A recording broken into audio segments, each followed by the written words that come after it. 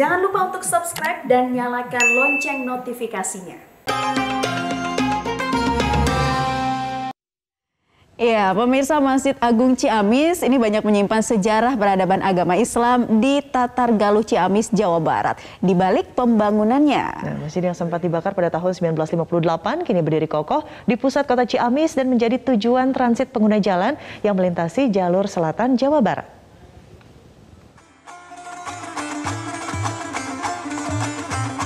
Keunikan dari Kabupaten Ciamis tidak terlepas dari berbagai tempat wisata, termasuk tempat wisata religi. Salah satunya adalah Masjid Agung Ciamis yang menyimpan sejarah tentang peradaban agama Islam. Dan Masjid Agung ini sempat juga dibakar oleh segerombolan atau gerombolan DITI pada tahun 1958. Nah, bagaimana perjalanan renovasi yang dilakukan di Masjid Agung yang kini berdiri kokoh di tengah kota Kabupaten Ciamis? Ikuti saya.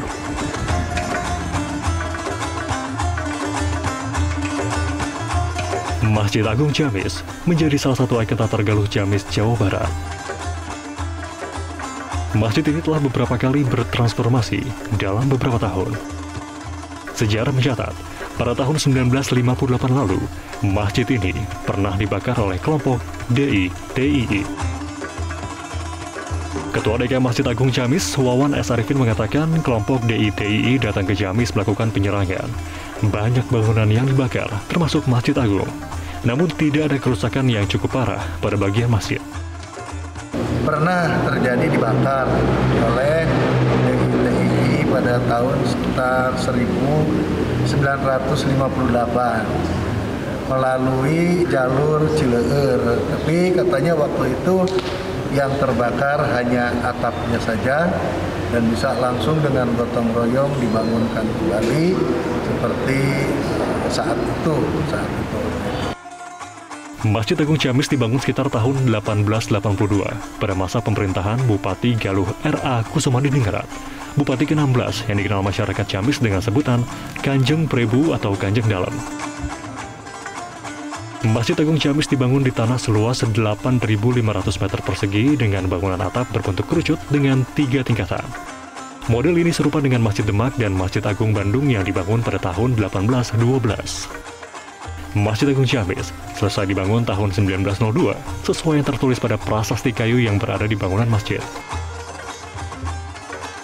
Tertulis pada prasasti, pembangunan masjid selesai tanggal 30 Ramadan tahun 1319 Hijriah, 10 Januari tahun 1902 Masehi, waktu Bupati Kanjeng Dalem Perdana Arya Adipati Kusuma Subrata.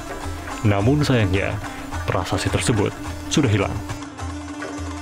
Renovasi Masjid Agung Ciamis dimulai oleh Bupati Raden Yusuf Suryadipura tahun 1958. Setelah masjid dibakar oleh kelompok DITII, model bangunan dirombak total.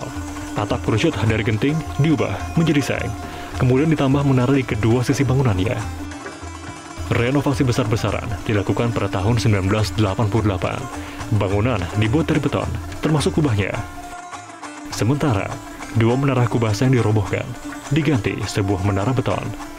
Tak ada lagi atap kerucut tingkat 3.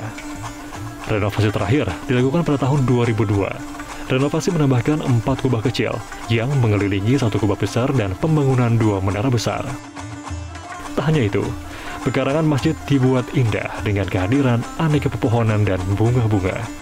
Satu yang menarik adalah pohon kurma, di mana pohon tersebut merupakan pohon khas Timur Tengah dan sering berbuah.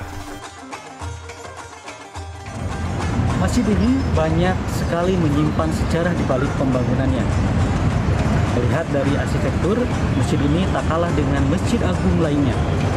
Dan tak salah jika Anda yang sedang melintasi di jalur selatan Jawa Barat menuju ke Jawa Tengah ataupun sebaliknya untuk singgah dan sambil beribadah di Masjid Agung Ciamis ini. Dari Ciamis, Jawa Barat, Yosef Trisna, Metro TV.